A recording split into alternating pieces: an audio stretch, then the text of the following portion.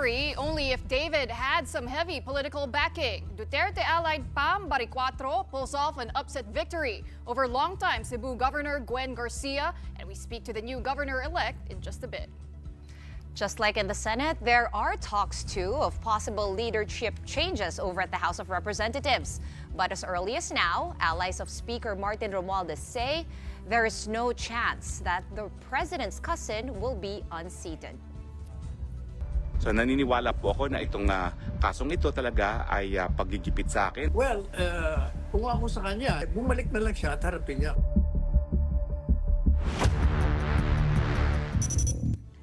The Department of Justice is now moving to serve the warrant of arrest against former Palace spokesperson and lawyer Harry Roque. Their first option, tap the Interpol since Roque remains abroad seeking asylum in The Hague, Netherlands. Recall that a regional trial court in Pampanga issued an arrest warrant against Roque, Cassandra Ong, and 9 others for alleged human trafficking and alleged involvement with Pogo Lucky South 99. DOJ Assistant Secretary Miko Clavanos says the government is already working on bringing Roque home. We will treat this as any other case. So kung meron talagang akusado na wala sa bansa, we will exhaust all our remedies to get him back here into the country.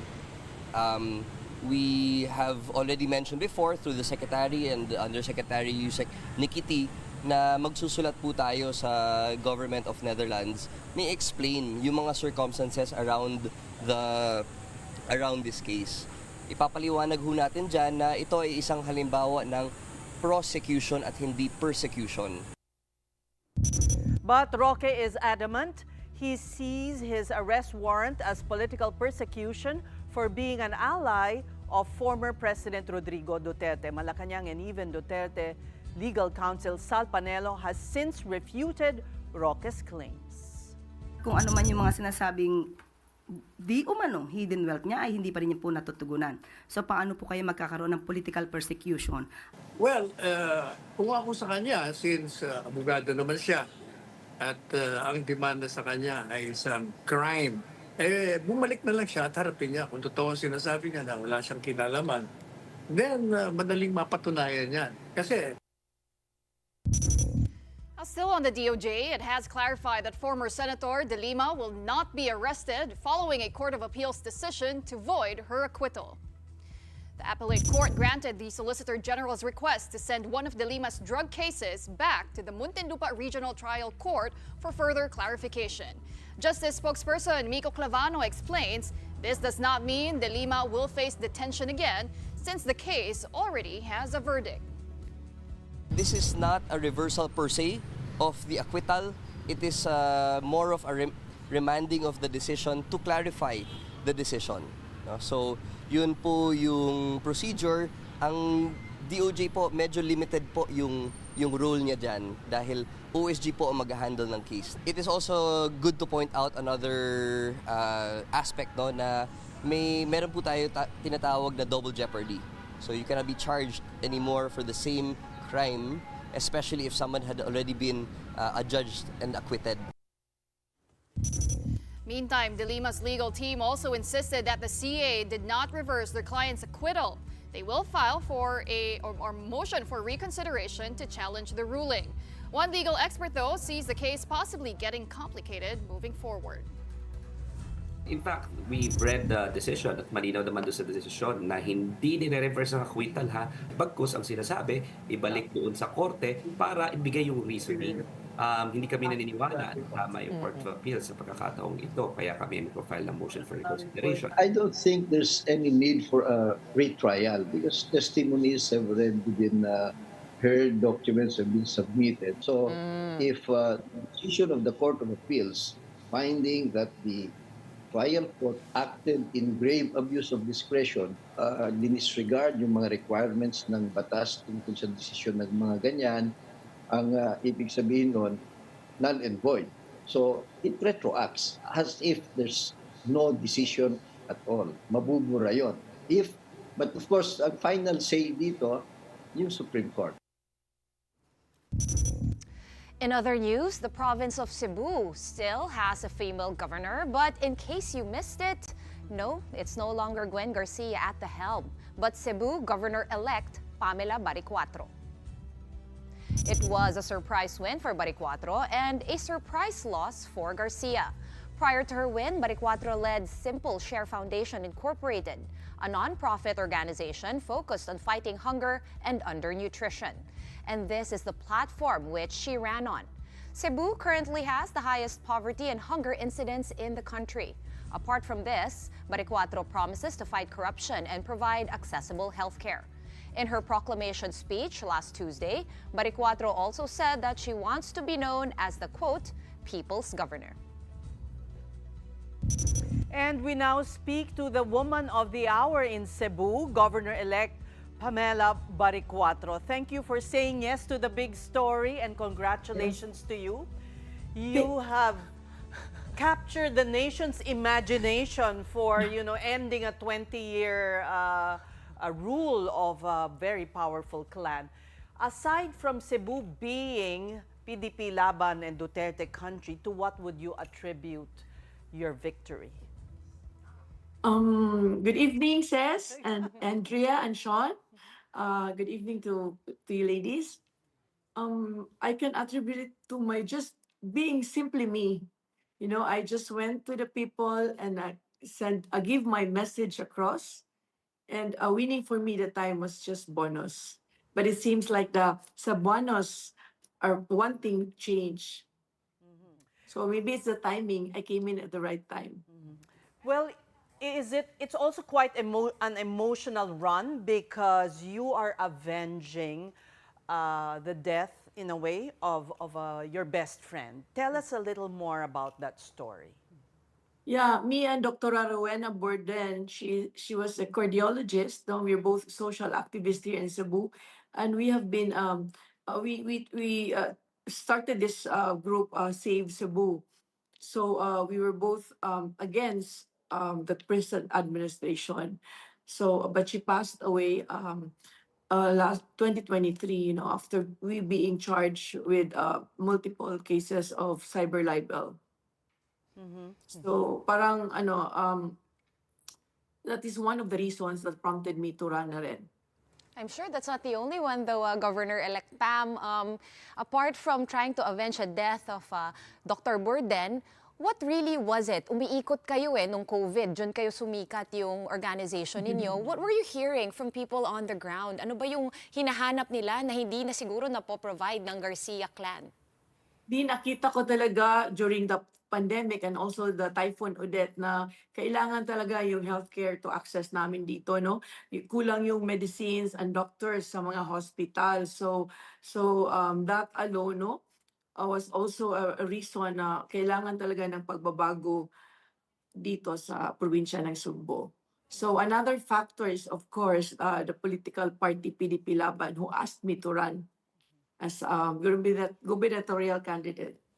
Explain to us, Governor-elect, no? Ano ang nangyayari doon? Because dati nasa PFP kayo, Partido Federal, the admin's party, and then you ran as PDP Laban. Where did the shift change? And did the unit team breakup have anything to do with that? Yes. If you know, ang PFP kasi came from mga DDS, mga Duterte yan ang nag-start yan.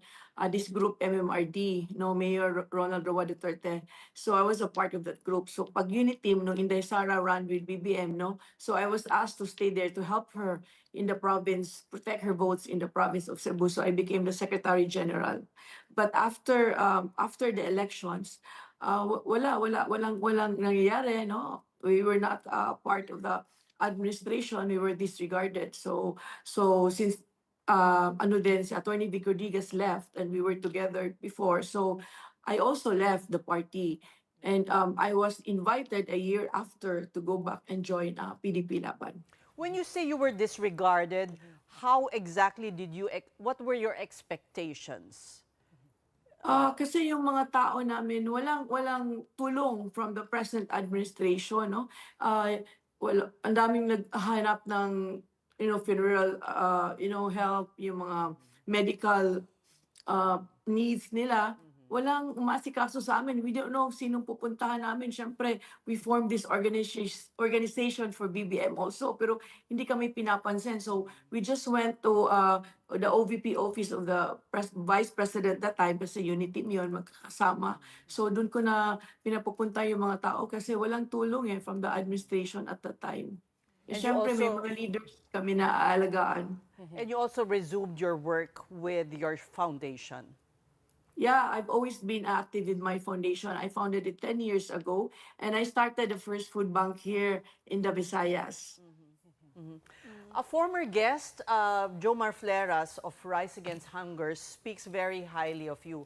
Akala daw niya, you're just a pretty face dati, na walang you know, a lady of leisure, in other words. I'm more of a social activist, and thank you, Jomar, for saying that. But we have been partners in addressing hunger in the Philippines. No, we're both hunger warriors.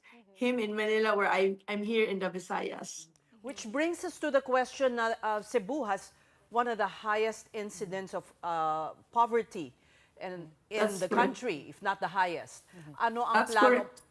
Anong plano po ninyo?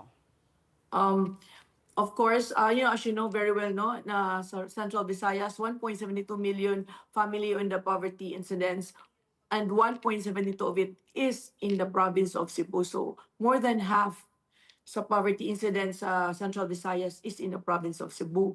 I intend to have food banks, both in north and in the south of Cebu. Kasi, food banking is a proven solution in addressing hunger. So papatuloy natin yung pagiging hunger warrior ko.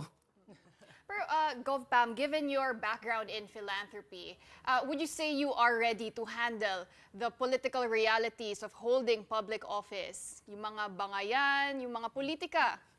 Investigasyon, corruption. Yeah, yung mga political persecutions, I've suffered it even before I ran for office. I believe I'm in the right age, and I also studied public leadership at the Harvard Kennedy School of Government, which I think is very big help in preparing me for this role that I have now. And what is your plan for healthcare? No? Sort of, doon din naman kayo nagsimula. That's where your organization started. And you're saying that's a big miss in terms of how the Garcias ruled the province of Cebu.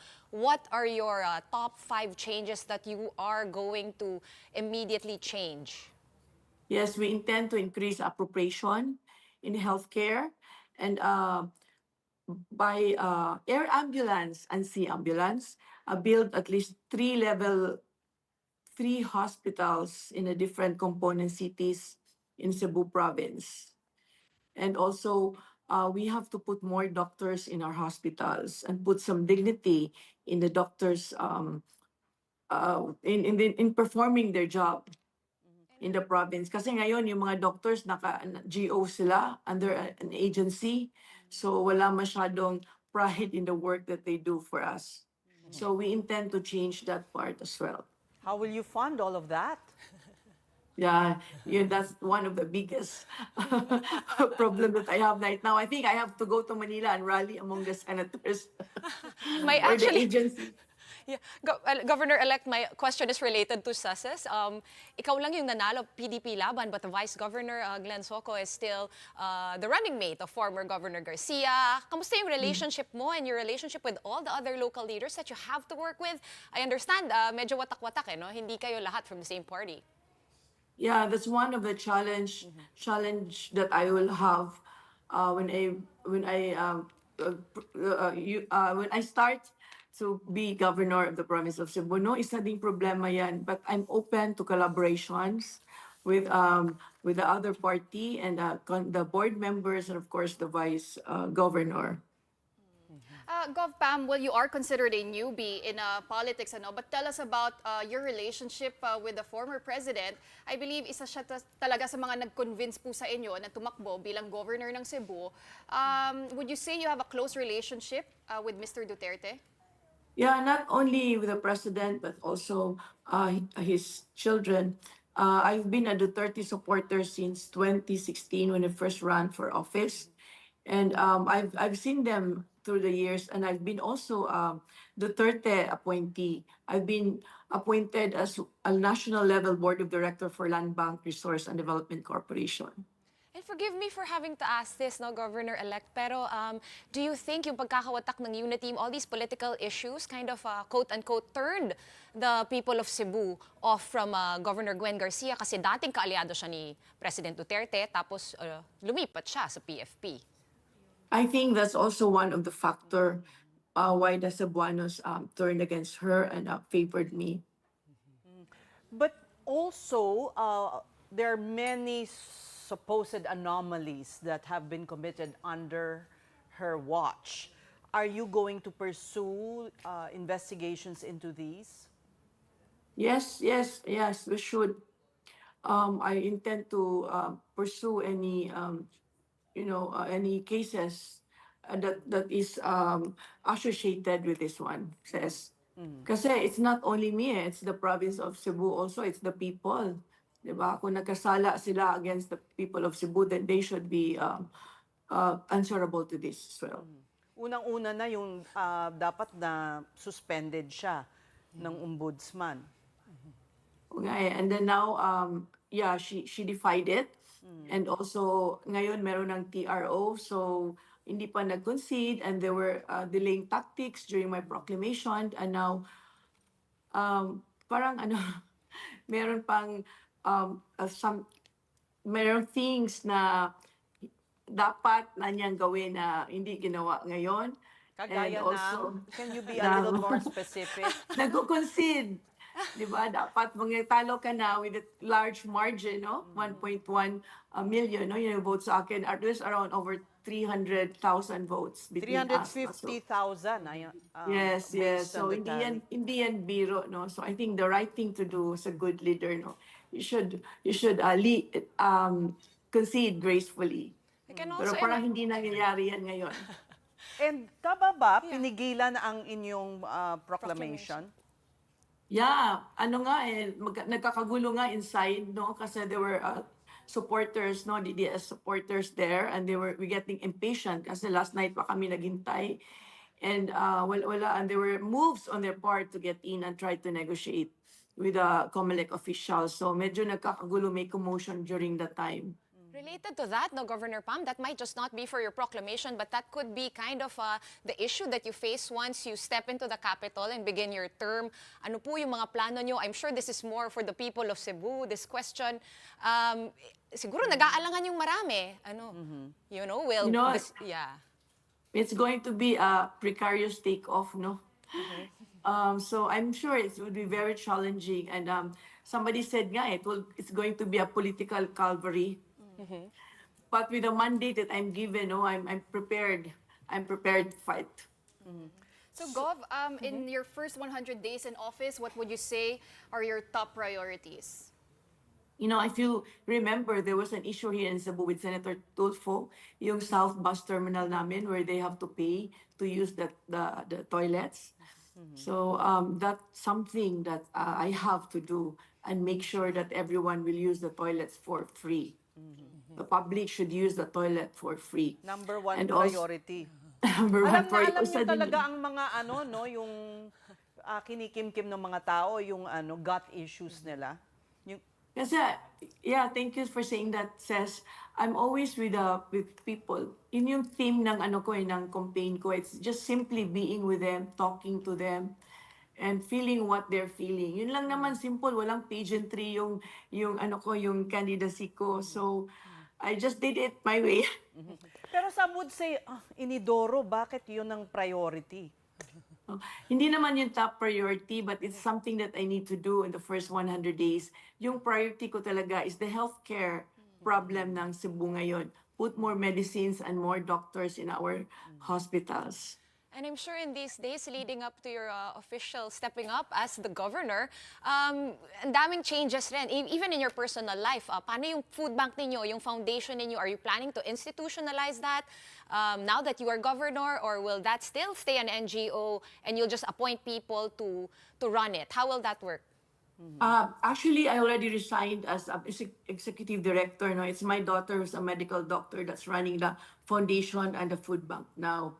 But I intend to bring food banking into my governance as it is a proven solution in addressing hunger. So you will rely on donations, or how will this? Because originally, I mean, in your foundation, this is what you do, right? Yeah. So what I can do is, alam mo, kailangan ng warehousing for the food, for the surplus food. So what we can do, we can have a partnership with foundations, no, especially food banks. So we can have partnership and we can provide them with a space where they can put their warehouse for as long as they also help us in addressing hunger in our most vulnerable barangays. I also heard about, in an earlier interview you gave, the priority on industries, which will, of course, in turn lead to more jobs. Which particular industries around the province of Cebu? Siyempre, hindi kasama dyan yung Mandawi, I believe, in Cebu City. So really, the more rural areas, what industries are you looking to revive? Yung mga agribusiness, ang problema namin dito, yung food insecurity din. Hindi na address nila yung agricultural issues dito sa Cebu. So like yung food basket namin dito, no, a town called Dalaget, wala man lang siyang food processing, walang cold storage facilities. So which means yung farmers have to sell their goods that very day, otherwise masisira siya. So the middlemen buy it at a very low rate. So and these farmers, they've worked for it for months, no? Tapos bibilin lang ng murang-mura. But if we have a cold storage facility and as a processing facility, it would really help the farmers. So we will also look into that. Well, Cebu was one of the places where the 20 peso per kilo rice was launched. Yeah. Will you cooperate with the DA in making this available to the population? Yeah, I will cooperate kasi food security naman yan, no? So it will help bring rice to the most vulnerable population. Ang problema lang, if merong pera ba, yung LGUs for that? Kasi Kasi I kayo understand. magbabayad ng kalahati. Kaya nga eh. Kaya nga, I don't know where to get the money for that. We have to look into that. But if merong pera, why not? Merong funds for that. Well, tourism is also the primary, you could say, industry in Cebu. Ano ang gagawin ninyo to make it even stronger and to, the trickle down, the multiplier effect really of tourism is huge. So, Alam mo, meron kaming problema sa tourism kami dito sa Cebu. Parang, bumababa yung mga tourist influx namin dito. Most of them, they just use it as a transfer place going to Bohol, going to the other Visayas provinces, no? So we have to look into that. The way things are right now, parang kulang ng tourism infrastructure dito. And also, masyadong controlling yung provincial government with the tourism industry. Everything has to pass through them. May portal siya na if you want to go to a certain place, you have to go online and pay via the capital. So parang how about in spontaneous tourism pag ganun? So tapos ang mahal-mahal ng bayad ng mga entrance fee for the butanting, the whale shark thing. So everything is being controlled by capital right now. Well, So- so Go yun nga ahead, po, go ahead, ang daming sorry. plano and it all boils down also to execution, implementation. Pero I just wanted to go back to your upset victory because we did compare it to like David and Goliath, right? You beating a dynasty in Gwen Garcia. What would you say is your biggest takeaway sa inyong kampanya? Because you also ran without a slate and you're a new name. But here you are now a governor-elect of a big province such as Cebu. I'm like a David without a sling. Ang hirap talaga kasi the funds and also the machinery, absence of those, no? But I think what I've learned is, I think being kind is everything, I think Cebuanos had enough of dominance and that kind of attitude in the leadership in the province, no? So that was the only contrast I see between her and me. So, and we just need to reach out to the people. For after all, governance is not about overpowering people, but empowering people. Well, nicely said. But no single mayor also supported you. Actually, meron akong isang mayor meron. from Danao, Mayor Nito Dorano. Isa lang talaga nag-endorse sa akin. Oh, they are an opposition family, no? So, in the north part of Cebu, yun lang talaga. But the rest is not mine. So, can you work with all the mayors that are elected, Yeah. that have been elected? Oo naman. I believe, Regardless of political affiliation. yes, correct. I believe in collaboration. So, I intend to do that when I sit in office. You don't expect na sila yung magpapahirap ng buhay ninyo? Gov, do you nga see any of that? I'm sure they will try initially, but you know what happens next will be up to me. Siguro So panghuli I na have to lang, reach out to them. mensahe sa mga Cebuano. Oo. Mga taga Cebu, maraming salamat sa inyong suporta and the mandate that you have given me. My victory is also your victory. And I will also have to thank the other people from the rest of the country who has been influencing the Cebuanos in social media to vote wisely. And the bloggers and the media who has been influencing us the positive way. Thank you so much. It's Thank much you and appreciated. good luck. It's gonna be a tough 3 years. Yes. It is. I'm expecting that. Thank you so much for having me, says Andrea and Sean. Thank you. Well, that was Cebu Governor-elect Pam Baricuatro. Right, we're just going to take a quick break, but coming up next, allies rally behind Congressman Martin Romualdez amid rumors of a possible shakeup at the lower house. The details of that when the big story returns. Keep it here.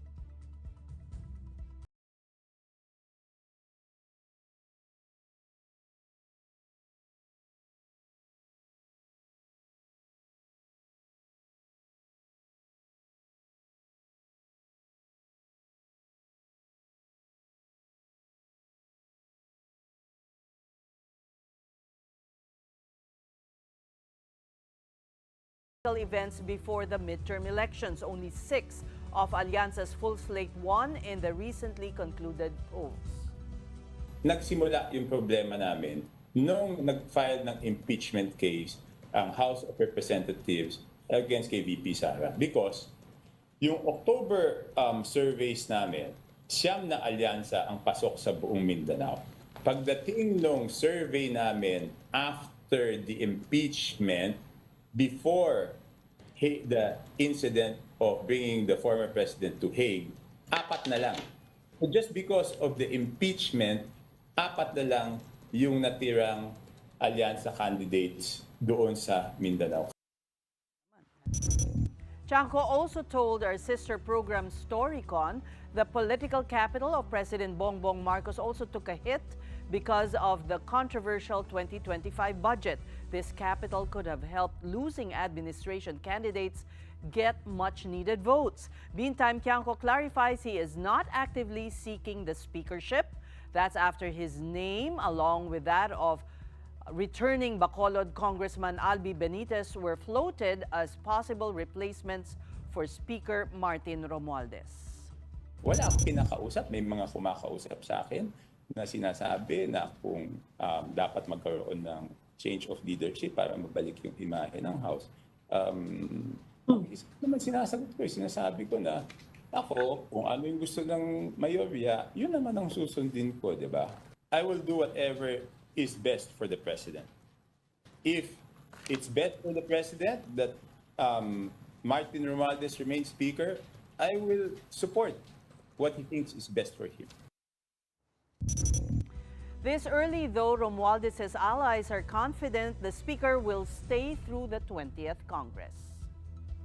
I don't think there is any change in leadership that will happen in the House. We're the dominant majority party. We have around 105 elected congressmen, and we're 100% behind the leadership of Speaker Martin Romualdez. We signed the manifesto supporting the presidential, we have the support to President BBM, no, with this legislative agenda. So we believe that si Speaker Martin will continue his term as Speaker. Well, in other news, preparations are already in full swing at the Manila Hotel Tent City for the proclamation of the 12 winning senators tomorrow. The tables used during canvassing have been moved out and replaced by chairs. Each of the 12 winning senators may bring 10 to 15 guests to the proclamation beginning at 3 p.m. tomorrow, May 17, Saturday. During the program, they will be called based on number of votes garnered from top 12 to 1. Each winning candidate will be given 5 minutes to speak. And after everyone gets proclaimed, the 12 senators-elect would gather for a group photo. Now, per the National Certificate of Canvass released by the National Board of Canvassers, Bongo topped the polls with more than 27 million votes. He is followed by Bam Aquino with almost 21 million votes, Bato de la Rosa with 20.7 million, and Erwin Tulfo with more than 17 million votes. Also in the top 12 are Kiko Pangilinan, Rodante Marcoleta, Ping Lacson, Tito Soto, Pia Cayetano, Camille Villar, Lito Lapid, and Aimee Marcos. The proclamation happens 3 days after canvassing, the fastest by far in the history of Philippine elections. On the other hand, NBOC is set to release a resolution containing the number of seats to be allotted for party list groups. And the winners in this race will be proclaimed on Monday. The elections in the Bangsamoro Autonomous Region in Muslim Mindanao have always been tainted with violence. In the filing of candidacy to Election Day, more than 200 individuals were killed in the region. More than 700 violent incidents were also reported. And joining us tonight to discuss these and more is Jorgi Engelbrecht. Did I say it correctly? Yeah. Who is Senior Analyst for the International Crisis Group. Welcome to the Big Story. Thank you so much. Pleasure to be here. Based on your assessment, will the polls, well, it's already been postponed once, so will they push through based on what you're seeing on the ground? So that's the big story, and this is the big question. There's still no answer to this, I think. Technically, everybody's preparing. So as of now, we assume it will go ahead. But there are always reasons and plot twists in this saga of the peace process and the development. So I think we could still see a change.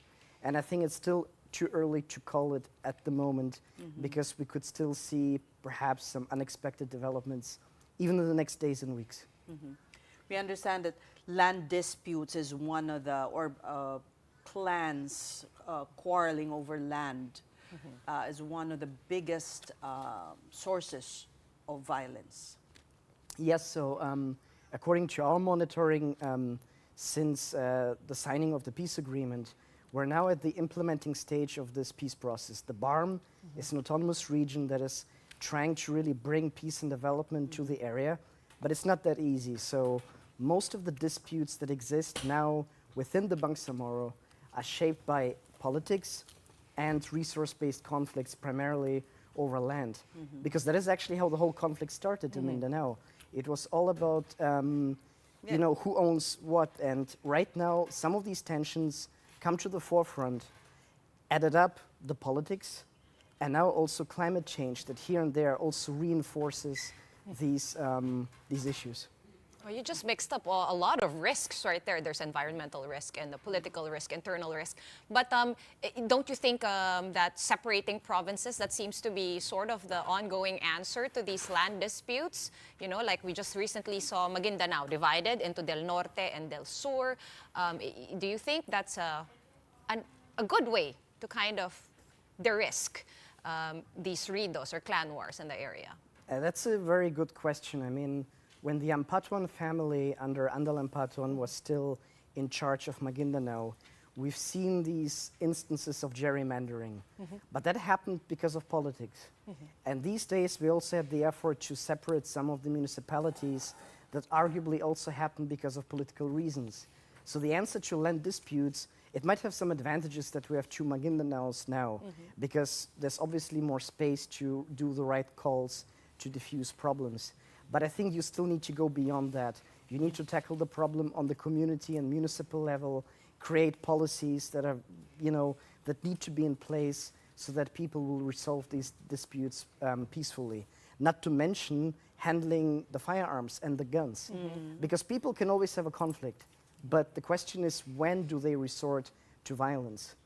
And I think it's not always a given that, you know, I pick up my Colt 45 or my rifle and then shoot at my neighbors. There are always factors that make it happen. And I think it's our task to understand it and really make the right decisions of what triggers exactly what conflict when. You wrote an article in Minda News last December, and you specifically zeroed in on this controlling the arms, because as per the 2014 peace agreement, there was a gun exchange. It was all over the news. They laid down thousands of arms, but you also stated that a lot of small firearms have also rematerialized, and you said that there is a lack of an actual specific policy as to how to disarm you know, the former MILF members or other rebels. Yeah, I mean, that's another perennial question. I think if you even go back in history, when, for example, the Americans controlled Sulu, one of the anti-colonial revolts happened when the colonial power wanted to disarm the Moro people.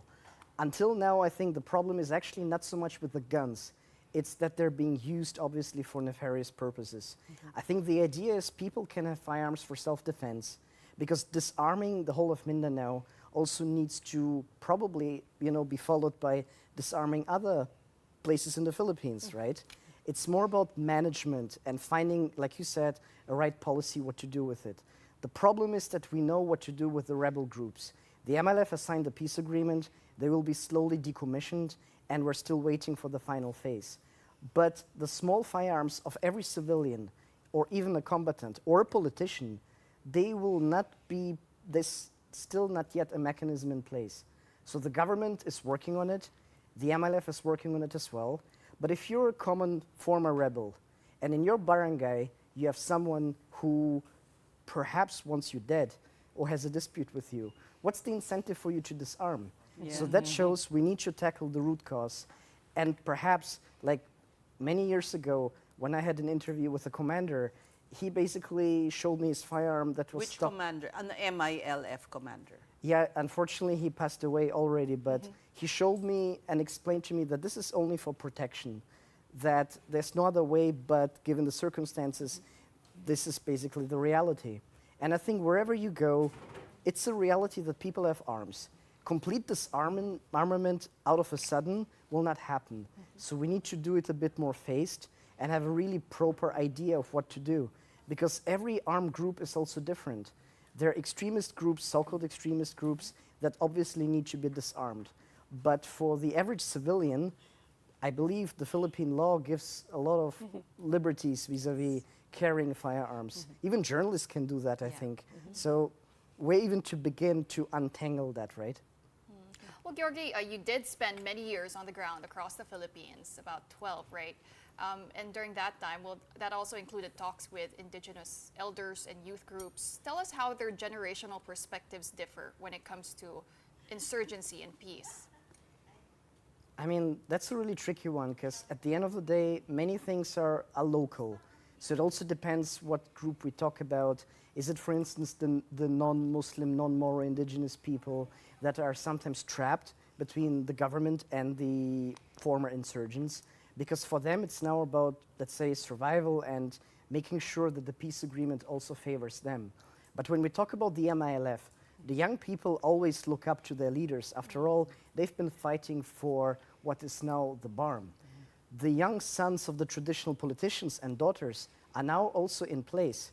What they're thinking obviously depends, because as with every political family, you have different motivations. Someone just wants to continue the job of their fathers and mothers. Others want to make reform-based governance. And ultimately, you're also shaped by circumstances. You have great ideas, you want to make a difference, but you still listen to the patriarch or the clan. But sometimes you can also influence it. And for the common Tao, for the people, for them, they basically struggle with day-to-day questions about food, about health. And in that sense, I think the game changer now obviously is social media. People can report about conflicts, they can look at political ads, all on Facebook. And obviously that's a double-edged sword. But you know, in the middle of all this transition is, you know, the problem of poverty, hunger, and BARM has, you know, one of the highest incidents of poverty and hunger. So is this a priority, you would think? I mean, this transition, given the circumstances? I think when the MILF basically became the reigning power bloc in the Bangsamoro 2019, that was one of the key elements of the reform agenda, right? But in practice, what happened was immediately, you know, the pandemic started. And then I think the major, I don't know if you want to say flaw or tragedy of the transition was that politics also took over. Not necessarily because the MILF wanted to be distracted, but they had to play the game. And I think for some reasons, it basically didn't quite work out of the regional government and the local government units to really work together to make a substantial difference. I think the biggest question now for many observers, donors, and so forth is, what about the so-called peace dividend? So when you pass some of the towns, you see a new pizza place or a wedding venue. That didn't exist a few years back. So is your baseline that the fact that we have it now is already significant success? Maybe not, but it's a small step forward. But unfortunately, we still have barangays where we still don't have access to electricity, to water. If you travel from Marawi to Cotabato... So it's all these showpieces. You know, Showpieces of cosmetic, development. Yeah. I think there are exceptions. So there are also local government units that try to do a more sustainable approach. Showpieces would be infrastructure, right? If barangay halls become the indicator of success, like in parts of the country, right? What does it tell us about understanding, right? Sometimes people are happy because it indicates that government is present. Because before, wala pa rin, there's nothing. But I think there's still a wide way to go, and let's see what will happen now, because I believe the MILF got some success in these elections because people still want to give them a chance to make it happen. Good, because compared to what happened with the MNLF before, there's more progress here, even if it's slow. There are people who probably would also disagree with even that, really? who would say that it's not even that successful as in the 90s. But of course, I think the MILF has received a lot of training, preparation, and maybe because there's still hiccups, some people are naturally disappointed. But the question essentially is, how do we define good governance in this area after decades of conflict? what do we really expect?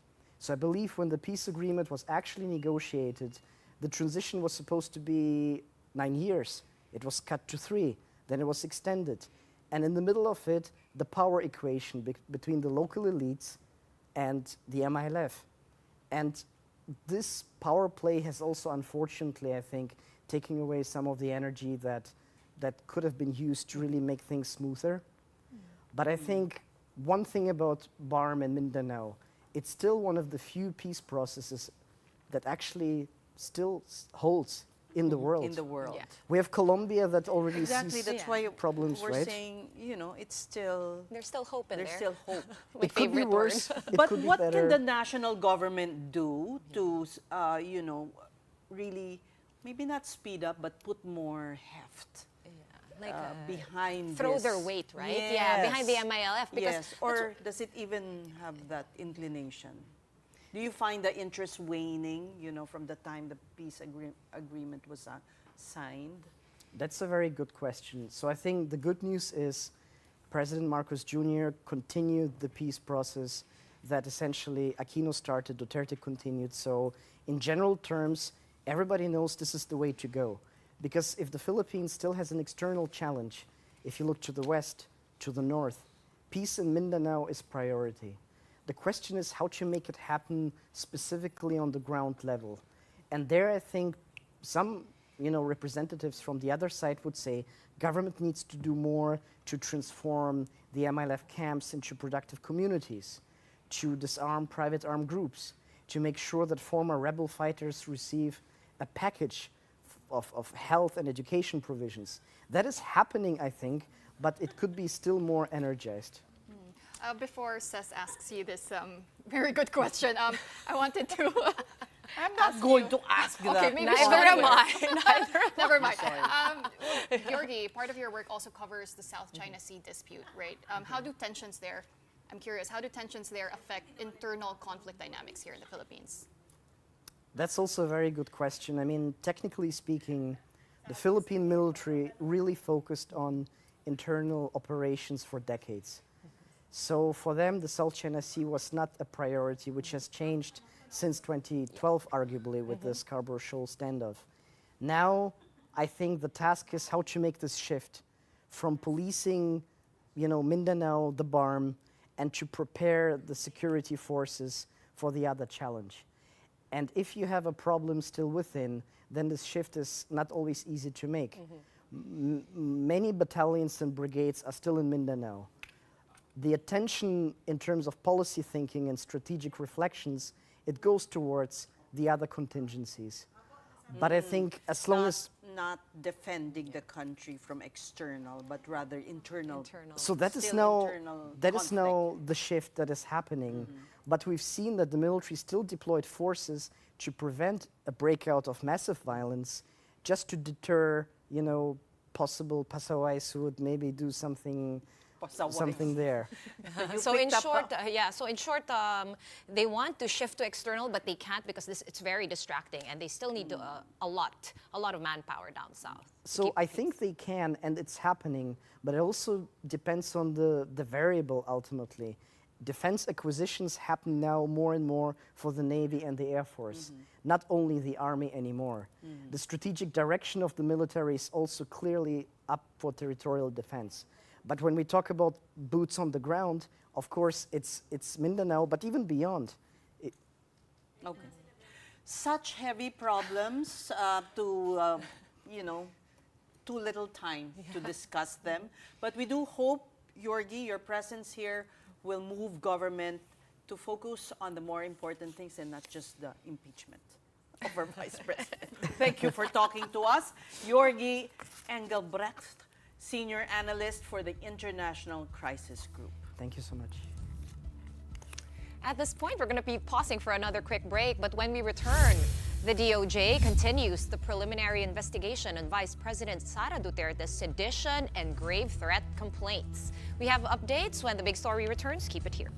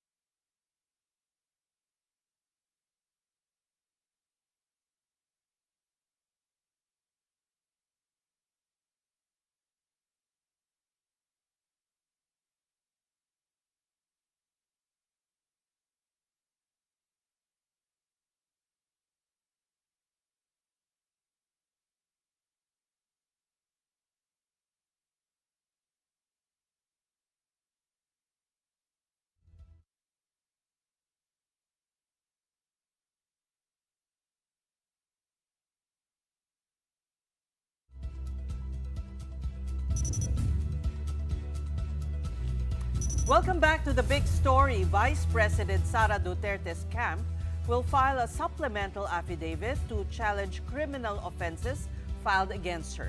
This is over her alleged kill plot against President Bongbong Marcos, his wife Lisa, and his cousin, Speaker Martin Romualdez. Duterte was not present in the continuation of the Department of Justice's preliminary probe on the case. According to her counsel, Michael Poa, the VP is no longer required to face the hearing since she has already submitted a counter affidavit. But no one from the NBI, as well the complainant, attended the PI. Duterte is facing inciting to sedition and grave threat complaints. In an online press conference last November, the Vice President said she had hired an assassin to kill the first couple and the House Speaker in case she gets murdered first. Meanwhile, the palace confirms President Marcos has ordered cabinet officials to focus on their duties and expedite projects, but the duties do not cover the VP's upcoming impeachment trial. Ang mabe-verify ko po sa inyo, totoo pong pinag-utos ng Pangulo na dapat asakusuhin po namin ang trabaho. Dapat madaliin po ang pag-i-implement ng mga proyekto na nais niya para sa taong bayan. Pero pagdating po sa impeachment, yan po ay nasa kamay na po ng Senado, nasa kamay na rin po ito ng mga prosecutors. So hayaan na lang po natin yung prosesong dumaloy ng normal. All right, well, shifting gears to sports, first-time head coach L.A. Tenorio is getting his team ready for the upcoming FIBA Under-16 Siaba qualifiers. With a new team and coaching staff, the Gilas youth coach faces a tough challenge as they learn how to work together. But Tenorio is committed to shape the players with the right mindset for a potential gold medal finish. The Philippines has a track record in the Under-16 Siaba qualifiers, winning all 5 seasons since 2011. The Siaba qualifiers will be at Brenzi Giao Convention Center in San Fernando, Pampanga from May 24 to 30. And all games will be broadcast live on One Sports and the Pilipinas Live app. So far, so good naman. So far, so good yung practice namin. Yun nga lang, marami pa kaming kailangan i-cover. In the end of the day, you know, I'm enjoying my time with these boys. I just told the guys that, you know, whatever happens, you know, just do their best. Gawin lang nila kung ano yung mga dapat nilang gawin. And who says hashtag sustainability only happens on Thursdays? Our big picture on this Friday night is sustainable transport. The Pedal and Repair Bike Workshop held earlier today in Quezon City featured innovative bicycles. In these photos by Michael Vargas of the Philippine Star, we can see different bicycles by exhibitors. Some made of bamboo with pedals crafted from rice husk. The event also introduced equipment buyback programs to promote clean air, sustainable transport, and healthy living. This movement toward community engagement and eco-friendly mobile solutions. Wow. Wow. Actually, biking is the best way to move from one place to another. Yeah, if only we had better, I guess, Yeah. better roads, safer Yeah. roads. But can you bike? I mean, the I- real bike, I'm not. I mean, I can bike, but I'm not very good, and I'm also zero confidence. I'm Me too too. scared. I'm too Me scared. too, I'm I don't too have the scared. endurance for biking, you know, when it's uphill. Yeah. Sometimes you think, when you rent a bike, right, you're like, okay, this should be easy. But then pag uphill na, biglang, okay, hindi ko pala kaya. You Kailangan should yung get maraming gears. lessons Yeah. from G-Ho. Yeah, Gretchen Ho. Ho. Oh, yes. Turuan mo kami Yes. mag-bike. Yeah. Kasi that's the most sustainable, diba? It is. And it's also a good workout, good for cardio. Maybe we can have them on sustainability. Actually, yeah. All right. right. Yeah. Future guest. And maybe that will finally give us a final push to start biking. On that note, that is it for the big story this Friday evening and for this week. We are One News, all sides, all the time. Thank God it's Friday. Thank you for watching. Have a good night and have a great weekend. All right, do stay tuned though, because coming up next is Play-by-Play with Andre Felix and Denise Stanford tonight. What do you guys have to serve? Ayos ba? Magkahit ba kami? Teka, adjust ako. Kulang. Hindi na makita yung paano huwag ko nang buki. Halata kung sino nag-booking. Oo, ako nga pala nag-booking. Halata yung hindi nagsustajet. Walang apple box. Uy. Teka lang, I was interested with your conversation about biking because I am running, but biking is something, pero magastos daw yun. But if mag-guess nyo nga sa sustainability, kasi meron Yung mga bamboo bikes, or Yes, pati yeah. mga bikes na foldable bikes, yun, okay yun. Siguro si Denise magaling mag-bike, kaya hindi siya nag-comment. Tayong apat pala yung labas din. Oy, magaling ako mag-bike, no? Abangan mo triathlete to, huyo ka sa akin. We'll hold you to that. Hindi, for now, marathon muna. Any plans for the weekend, girls? Sleep. Sleep, Rest. pahinga. Farming. Farming. Farming. Gardening. Oh, what a week for you, Madam Wait, Cesa, no, I diba? think Pawi has work actually now that you mention it. May proclamation special bukas. Yes, Promote mo meron. na. Ay, walang weekend muna para sa atin tomorrow. Tuloy-tuloy. Saturday, 3 p.m., we will be covering the proclamation of the senators. Ah, okay. Thank you. Next time, Santa Elena ulit tayo, ha? Para relax naman Oo tayo. nga. Sama si Denise. Oh, and Kailangan check. natin mag-break ulit. Thank you again, once again, to the ladies of the Big Story. What a week for you girls, for Cess, for Sean, and for Pauline. And tonight on the show, we've got the Denver Nuggets set to play yet another Game 7, this time against the Oklahoma City Thunder. Plus, Gilas Youth head coach L.A. Tenorio sharing his thoughts on the team's build-up for the FIBA Under-16 Asia Cup Siaba qualifiers. And it's winner-take-all between the FAU Tamarack